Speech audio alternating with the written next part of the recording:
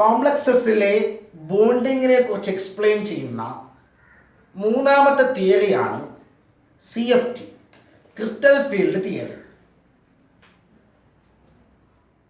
Crystal field theory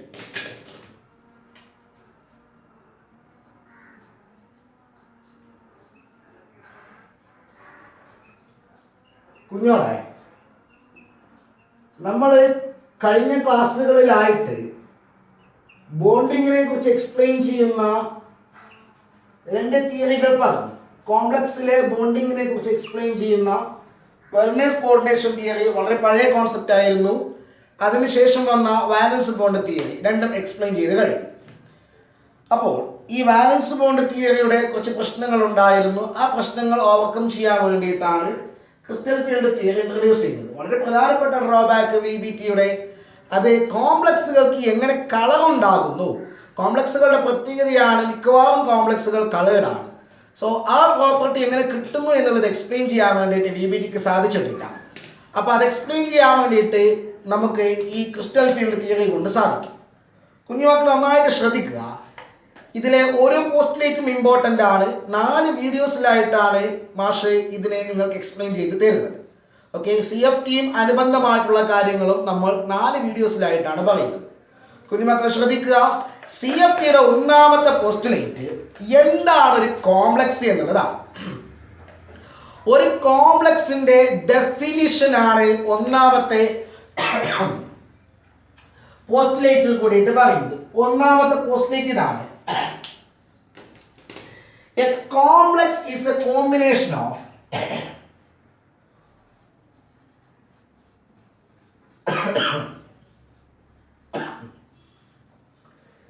a complex is a combination of positively charged metal atom, positive metal atom and the surrounding ligands, and the surrounding ligands. ആ ലിഗാൻസിന്റെ ഒരു പ്രത്യേകത കൂടി അവിടെ പറയുന്നുണ്ട്. അതിന്റെ ചാർജിനെ കുറിച്ചിട്ട് എന്തുകൊണ്ട് എന്നുള്ള കാര്യങ്ങളെല്ലാം ഓരോ പോസ്റ്റുലേറ്റ് കൃത്യമായിട്ട് നമ്മൾ പറയും കേട്ടോ. എന്തിനാണ് ഇങ്ങനെ ഒരു എക്സ്പ്ലനേഷൻ കൊടുക്കുന്നത്, ചാർജ് കൊടുക്കുന്നതിന്റെ ആവശ്യകത എന്താണെന്ന് നമ്മൾ പറയും. അപ്പോ കോംപ്ലക്സ് എന്ന് പറയുന്നത് മെറ്റൽ ആറ്റവും ലിഗാൻഡും ചേർന്നതാണ് എന്നുള്ള കാര്യം നമുക്കറിയാം. അപ്പോ അതിന്റെ ചാർജ് ഇവിടെ സ്പെസിഫൈ ചെയ്യുന്നുണ്ട്. കാരണമുണ്ട്. Positive metal atom and the surrounding ligands which may be, ആ ലിഗാൻസ് ഒന്നെങ്കിൽ which may be either negative ions or neutral molecules with a electrical dipole.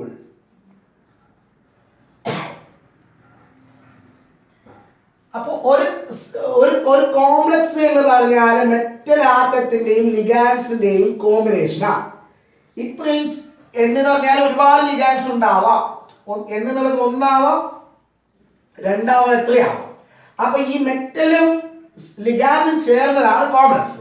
അതിൽ മെറ്റൽ എന്ന് പറയുന്നത് പോസിറ്റീവ് ചാർജ് ഉള്ളതാണ്, N+. എന്ന് തന്നെയാണെന്ന് നിർബന്ധമില്ല, അല്ലെങ്കിൽ MX+.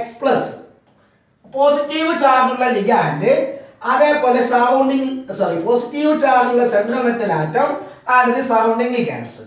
ഈ ലിഗാൻഡ് എന്ന് പറയുന്നത് ഒന്നെങ്കിൽ നെഗറ്റീവ് ചാർജുള്ള ആളായിരിക്കാം, like Cl-, F-, Cl-, Br-, C2O4 2-.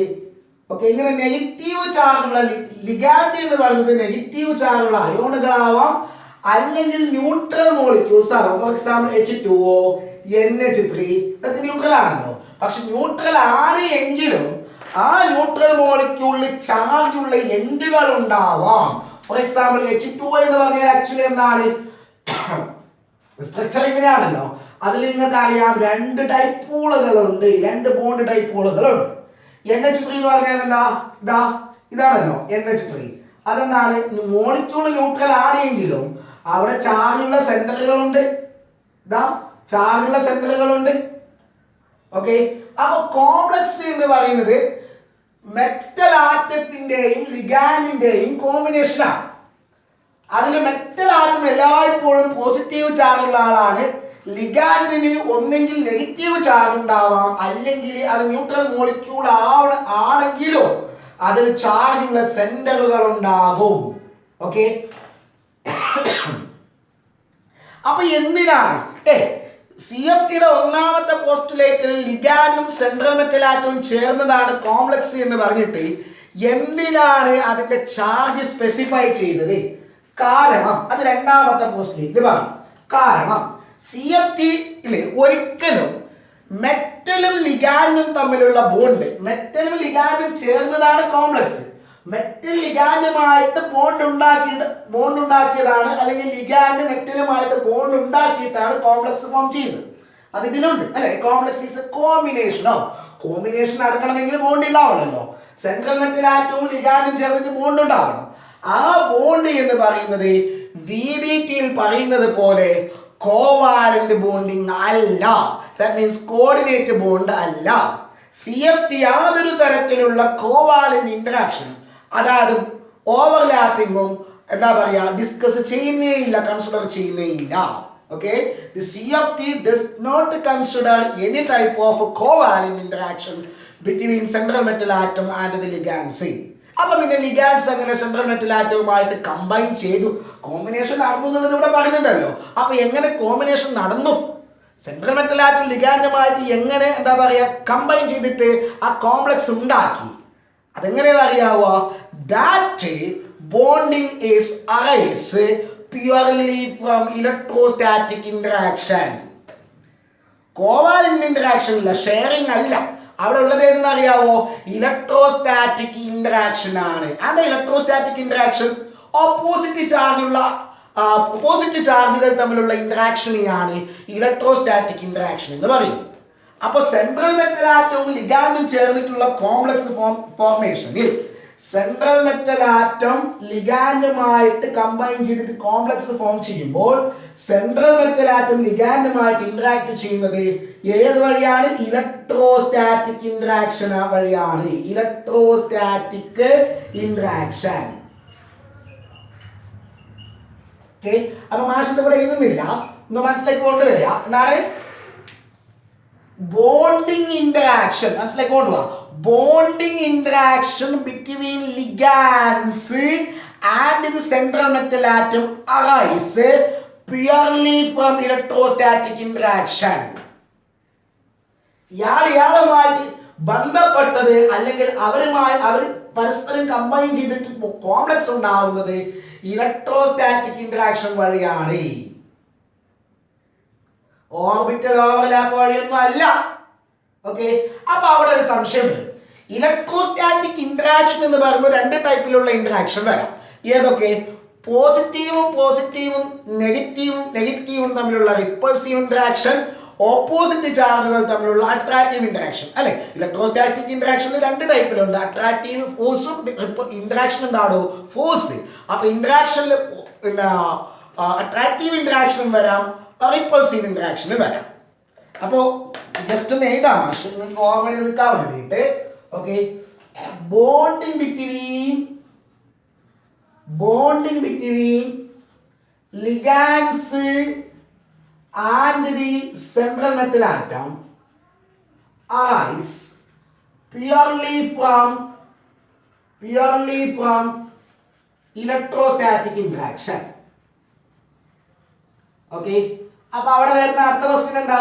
അപ്പൊ ഇലക്ട്രോസ്റ്റാറ്റിക് ഇന്ററാക്ഷൻ എന്ന് പറയുമ്പോൾ അവർ തമ്മിൽ തീർച്ചയായിട്ടും റിപ്പൾഷനും ഉണ്ടാകണം, അട്രാക്ഷനും ഉണ്ടാകണം. മെറ്റൽ ലിഗാൻഡിന്റെ അടുത്തോട്ട് വരുമ്പോൾ അല്ലെങ്കിൽ ലിഗാൻഡ് മെറ്റലിന്റെ അടുത്തോട്ട് വരുമ്പോൾ അവർ തമ്മിൽ ഒരു അട്രാക്റ്റീവ് ഫോഴ്സും ഉടലെടുക്കണം, റിപ്പൾസീവ് ഫോഴ്സും ഉടലെടുക്കണം. ഓക്കെ, റിപ്പൾസീവ് ഫോഴ്സും വേണം, അട്രാക്റ്റീവ് ഫോഴ്സും വേണം, രണ്ടും വേണം. അപ്പൊ എങ്ങനെയാണ് അവർ തമ്മിലുള്ള അട്രാക്ഷൻ ഉണ്ടാകുന്നത്, അതേപോലെ റിപ്പൾഷൻ എങ്ങനെ ഉണ്ടാകുന്നു എന്നുള്ളതാണ് 3ഉം 4ഉം പോസ്റ്റ്ലേറ്റിലായിട്ട് പറയുന്നത്.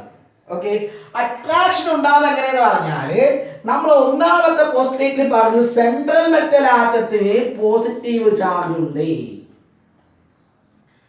ഓക്കെ, ആ പോസിറ്റീവ് ചാർജ് ഉള്ള സെൻട്രൽ മെറ്റൽ ആറ്റത്തിന്റെ അടുത്തോട്ട് വരുന്ന ലിഗാൻഡിന് ഒന്നെങ്കിൽ നെഗറ്റീവ് ചാർജ് ഉണ്ടാകും. ഓക്കെ, നെഗറ്റീവ് ചാർജ് ഉള്ള അയോൺ ആണ് എങ്കിൽ ലിഗാൻഡിന്റെ ഈ നെഗറ്റീവ് ചാർജും അതേപോലെ സെൻട്രൽ മെറ്റൽ ആറ്റത്തിന്റെ പോസിറ്റീവ് ചാർജും തമ്മിലാണ് എന്തുണ്ടാവുന്നത്? അട്രാക്റ്റീവ് ഇന്ററാക്ഷൻ ഉണ്ടാകുന്നത്. ഓക്കെ, ഇനി വരുന്ന ലിഗാൻഡ് എങ്ങാനും നെഗറ്റീവ് ചാർജ് Cn മൈനസ് പോലെ F- പോലെ Br- പോലെ നെഗറ്റീവ് ചാർജ് കാണുന്നില്ല, പ്രകടമായിട്ട് കാണുന്നില്ല എങ്കിലും സാരില്ല.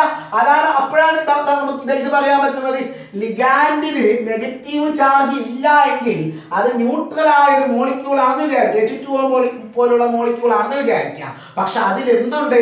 അതിൽ ഇലക്ട്രിക് ഡൈപോൾ ഉണ്ട്. അപ്പൊ Mx+ അടുത്തായിട്ട് പോസിറ്റീവ് ചാർജുള്ള പിന്നെ സെൻട്രൽ മെറ്റൽ ആറ്റത്തിന്റെ അടുത്തോട്ട് ലിഗാൻഡ് ആയിട്ടുള്ള H2O വരുമ്പോൾ H2ലുള്ള ഈ രണ്ട് ഡൈപോളുകളുടെ positive charge negative charge concentrate ചെയ്തിട്ടുള്ളത് ഓക്സിജന്റെ മുകളിലല്ലേ. അപ്പൊ സെൻട്രൽ മെറ്റൽ ആറ്റവും ഈ ഓക്സിജനും തമ്മിൽ അട്രാക്റ്റീവ് ഫോഴ്സ് ഉണ്ടാകും. മനസ്സിലായ? അപ്പോ ലിഗാൻഡും സെൻട്രൽ മെറ്റൽ ആറ്റവും തമ്മിലുള്ള ബോണ്ടിങ് ഉടലെടുക്കുന്നത് അവർ തമ്മിലുള്ള ഇലക്ട്രോസ്റ്റാറ്റിക് ഇന്ററാക്ഷൻ വഴിയാണെന്ന് പറഞ്ഞു. അപ്പൊ ബോണ്ട് ചെയ്യണമെങ്കിൽ തീർച്ചയായിട്ടും അത് അവിടെ അട്രാക്ഷൻ ആണ് വേണ്ടത്. ആ അട്രാക്ഷൻ എങ്ങനെ ഉണ്ടാകുന്നു എന്നുള്ളതാണ് പറയുന്നത്. എങ്ങനെയാണ്? Attractive interaction is due to attractive interaction പറഞ്ഞാൽ അവിടെ ബോണ്ടിങ് ഉണ്ടാവും. അട്രാക്റ്റീവ് ബോണ്ടിങ് ഇന്ററാക്ഷൻ നമുക്ക് അതുകൊണ്ട് വിളിക്കാം. Attractive bonding interaction is due to the attraction between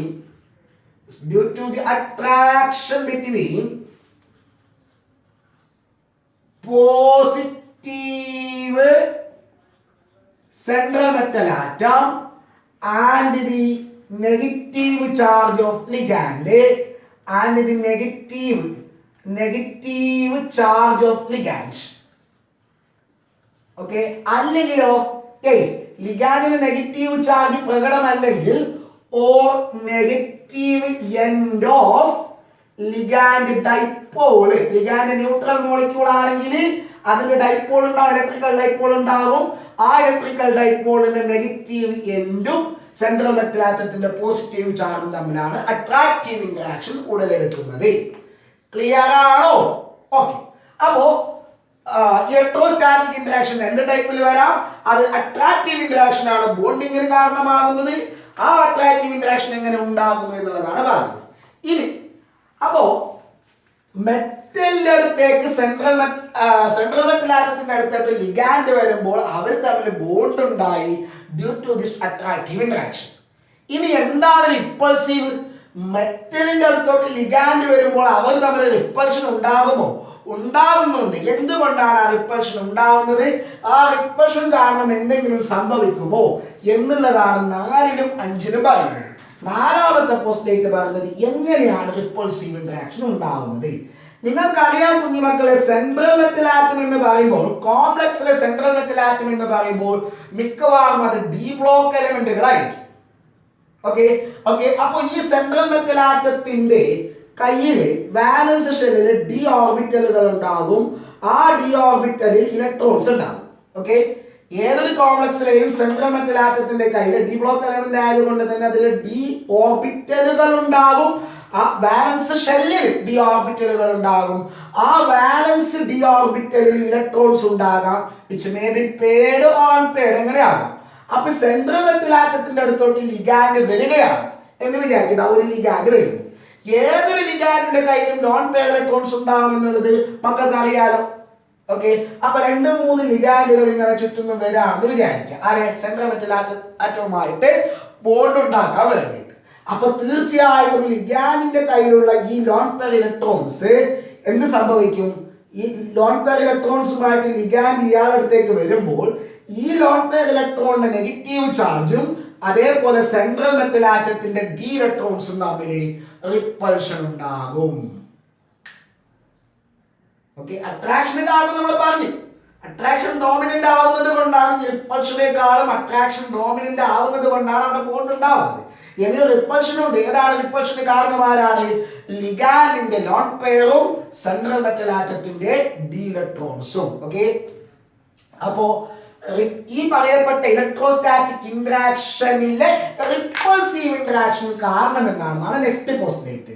repulsive interaction is due to the repulsive interaction is due to the repulsion between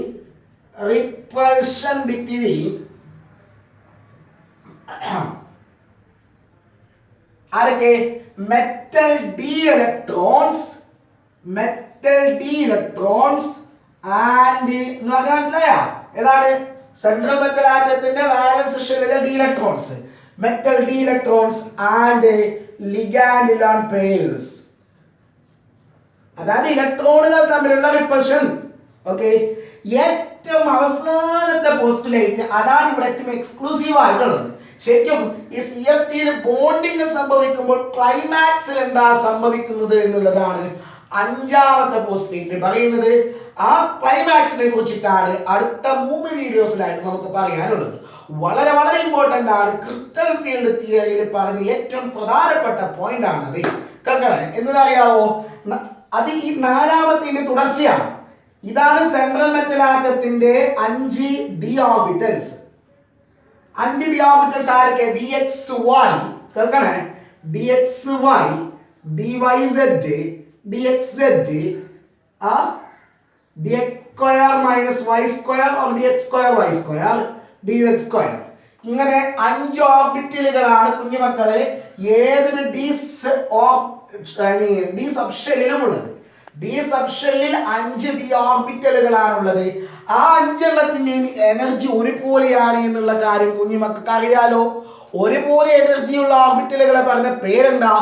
energetically അലൈക്ക് എന്നർത്ഥം വരുന്ന degenerate എന്നാണ്. Degenerate. അപ്പോ മെറ്റൽ ഡി ഓർബിറ്റൽസ് ഡീജനറേറ്റ് ആണ്. പക്ഷെ ഇത് എപ്പോഴും ഡീജനറേറ്റ് അല്ല.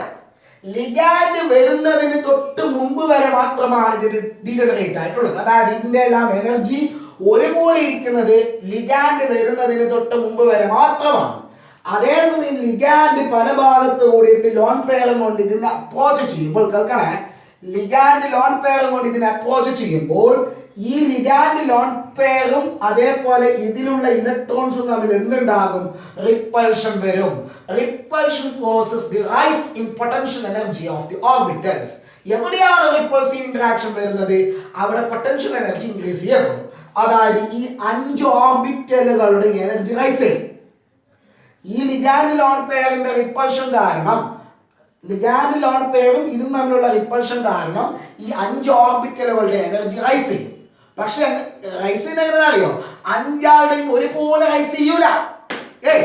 ഇപ്പൊ ഇതിന്റെ എനർജി എത്രയാണോ അത് തന്നെയാണ് ഇതിന്റെ എനർജി, അത് തന്നെയാണ് ഇതിന്റെ എനർജി, അത് തന്നെയാണ്, എല്ലാത്തിനും ഒരേ എനർജിയാണ്. പക്ഷേ റിപ്പൾഷൻ വരുമ്പോൾ, ലിഗാൻഡ് വരുന്ന സമയത്ത് ഇവർക്ക് റിപ്പൾഷൻ ഫീൽ ചെയ്യുന്നു പറഞ്ഞല്ലോ. അപ്പോൾ അതിന്റെ പൊട്ടൻഷ്യൽ എനർജി കൂടുമെന്ന് പറഞ്ഞല്ലോ. ആ പൊട്ടൻഷ്യൽ എനർജി കൂടുന്നത് എപ്പോഴും ഒരുപോലെയല്ല. 5 എനർജി ഒരുപോലെ കൂടത്തില്ല. ഈ 3 എനർജി ഒരുപോലെ കൂടും. ഈ 2 എനർജി വേറെ രീതിയിലാണ് കൂടുന്നത്. അതായത് ഇതിന്റെ എനർജി എത്ര കൂടുന്നോ അത്രയായിരിക്കില്ല ഇതിന്റെ എനർജി കൂടുന്നത്. ചിലപ്പോൾ അതിനേക്കാൾ കൂടുതലായിരിക്കും, ചിലപ്പോൾ അതിനേക്കാൾ കുറവായിരിക്കും. ഈ 5 എനർജിയിൽ ഉണ്ടാകുന്ന ഇൻക്രിമെന്റ് സെയിം അല്ലാതെ ഈ 3 എനർജി ഒരുപോലെ റൈസ് ചെയ്യും, ഈ 2 എനർജി ഒരുപോലെ റൈസ് ചെയ്യും. പക്ഷെ ഈ 3 എനർജി റൈസ് ചെയ്തത് അങ്ങനെയായിരിക്കില്ല ഇതിന്റെ എനർജി റൈസ് ചെയ്യുന്നത്. ചിലപ്പോൾ ഇതിനേക്കാൾ കൂടുതലായിരിക്കും, അല്ലെങ്കിൽ ഇതിനേക്കാൾ കുറവായിരിക്കും. അപ്പൊ എന്ത് സംഭവിച്ചു? ഈ എനർജിയിൽ വ്യത്യാസമുള്ള 2 സെറ്റുകളായിട്ട് സ്പ്ലിറ്റ് ചെയ്യും. എനർജിയിൽ വ്യത്യാസം വന്നാൽ പിന്നെ അത് ഒരുമിച്ച് നിൽക്കാൻ പറ്റൂലല്ലോ, ഡിജനറേറ്റ് അല്ലല്ലോ. അതായത് ലിഗാൻഡ് അപ്രോച്ച് ചെയ്യുമ്പോൾ 5 ഡി ഓർബിറ്റൽസിന്റെ ഡീജനറസി ലോസ് ചെയ്യും. അത് എനർജിയിൽ വ്യത്യാസമുള്ള 2 സെറ്റുകളായിട്ട്, ഒരു സെറ്റ് വേറൊരു സെറ്റ്, മൂന്നെണ്ണമുള്ള ഒരു സെറ്റും രണ്ടെണ്ണമുള്ള വേറൊരു സെറ്റുമായിട്ട് സ്പ്ലിറ്റ് ചെയ്യുന്നു. And that is called crystal field splitting. Okay ആണോ? അത് ഒക്ടാഹെഡ്രൽ കോംപ്ലക്സിൽ എങ്ങനെയാണോ ആ സ്പ്ലിറ്റിങ്, അങ്ങനെയല്ല ടെട്രാഹെഡ്രൽ കോംപ്ലക്സിൽ, അങ്ങനെയല്ല സ്ക്വയർ പ്ലാനാർ കോംപ്ലക്സിൽ. വ്യത്യസ്ത തരം കോംപ്ലക്സുകളിൽ ആ സ്പ്ലിറ്റിങ് വ്യത്യസ്തമായിരിക്കും. ഓക്കെ അല്ലേ? അതാണ് നമ്മൾ അടുത്ത വീഡിയോസിലായിട്ട് പറയുന്നത്. ആ പറയപ്പെട്ട കോംപ്ലക്സുകളെ ഓരോ ഒക്ടാഹെഡ്രൽ കോംപ്ലക്സിൽ എങ്ങനെയാണ്, ടെട്രാഹെഡ്രൽ കോംപ്ലക്സിൽ എങ്ങനെയാണ് സ്പ്ലിറ്റിംഗ് സംഭവിക്കുന്നത്, അതാണ് അടുത്ത വീഡിയോസിൽ നമ്മൾ ഡിസ്കസ് ചെയ്യാൻ വേണ്ടി പോകുന്നത്. സോ ലാസ്റ്റ് പോസ്റ്റേക്ക് എന്താണ് as the ligands approaches, എഴുതുന്നില്ല, as the ligands approaches the central metal atom, the degeneracy of d orbitals, metal d orbital loss, and it is split up into two sets having difference in energy, and this is called a crystal field splitting. മനസ്സിലായോ?